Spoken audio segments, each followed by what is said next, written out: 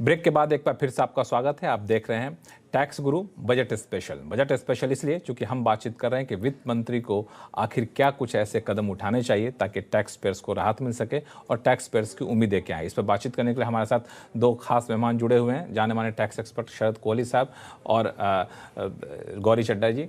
तो गौरी, हम लोग बजट ब्रेक पे जाने से पहले चर्चा कर रहे थे कि और क्या हम लोग कुछ कर सकते हैं। तो एक जो बड़ा ही आकर्षक सा इंसेंटिव दिया जाता है वो है इलेक्ट्रिक व्हीकल के लिए, और उसका असर भी दिखा, लोगों को टैक्स बचाने का एक बेहतर तरीका भी दिख रहा है। तो इसमें आपको लगता है किसी भी तरह के बदलाव करने चाहिए या फिर जो इलेक्ट्रिक व्हीकल पे जो टैक्स छूट की सीमा है वो भी शायद चालू कारोबारी साल में खत्म हो रही है, उसको एक्सटेंड करना चाहिए?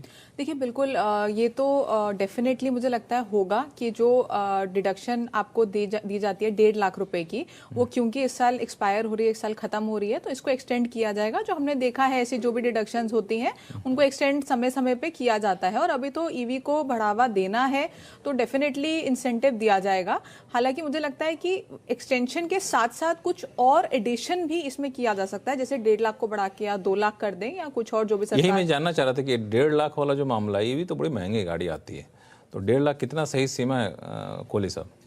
बिल्कुल लक्ष्मण, जैसे गाड़ी की बैटरी लाइफ बढ़ाने की जरूरत है ना, ऐसे ही मुझे लग रहा है कि ये डिडक्शन भी बढ़ाने की जरूरत है। और खाली यही नहीं, मुझे लगता है कि जो इस कार पर लोन लिया जाता है इलेक्ट्रिक व्हीकल लेने के लिए, उस लोन को भी सीधा जैसे प्रॉपर्टी पर होता है, उस लोन की प्रिंसिपल रीपेमेंट पर भी मुझे लगता है कुछ डिडक्शन एडिशनल होनी चाहिए। क्योंकि अगर आप वाकई चाहते हैं कि लोग इलेक्ट्रिक व्हीकल्स की तरफ जाएं, उनमें रहती फिलहाल कमियों के बावजूद भी, तो टैक्स उसमें बहुत बड़ा एक इंजन, एक एडिशनल इंजन का काम करेगा। एक और मुद्दा है, वो संक्षिप्त में आपका जवाब चाहूंगा, वो है रियल एस्टेट सेक्टर को लेकर के।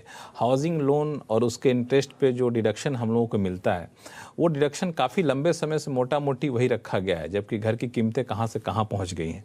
तो उसमें क्यों ना हम लोग कुछ विशेष रियायत दें? इसका तो काफ़ी इम्पैक्ट पड़ता है, जो घर के खरीदार हैं उन पर इम्पैक्ट करता है, और रियल एस्टेट सेक्टर जिसका अलग अलग सेक्टर पर इम्पैक्ट पड़ता है वो भी फायदे में रहेगा। तो आपका क्या विचार है कोहली साहब? मुझे लगता है कि दो चेंजेस इसमें लाने जरूरी हैं लक्ष्मण। पहला चेंज है कि जो सेक्शन 24 में 2 लाख रुपए तक का इंटरेस्ट पर रिबेट है, वो 2 लाख थोड़ा आउटडेट हो चुका है, मकानों की कीमतें बढ़ चुकी हैं, तो 2 लाख को बढ़ाया जाना चाहिए। दूसरा, जो प्रिंसिपल रीपेमेंट है ना लक्ष्मण, उसको वो भीड़ भाड़ वाले 80C के अंदर डाला हुआ है, तो वो तो आपका PPF NSC वगैरह से भर जाता है, उसमें कुछ उसके लिए जगह ही नहीं बचती है। तो मुझे लग रहा है उसके लिए एक अलग से प्रोविजन प्रिंसिपल, क्योंकि हर सर के ऊपर छत की मुहिम है सरकार की, तो मुझे लग रहा है उसको देखते हुए यहाँ पर अलग। कुछ ऐड करना चाहेंगे? देखिए बिल्कुल, मेरा भी व्यू सेम ही है, क्योंकि शुरू के सालों में इंटरेस्ट काफी हाई होता है, तो आपका जो 2 लाख की लिमिट है वो सेल्फ ऑक्यूपाइड हाउस के लिए वो बहुत कम है।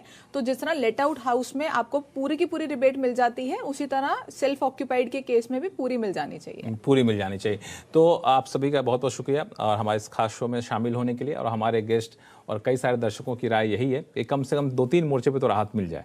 कैपिटल गेन्स टैक्स के मोर्चे पर, घर खरीदने के मामले में, और ईवी के मामले में एक्सटेंशन मिल जाए, कुछ और उसकी रियायतें बढ़ा दी जाए।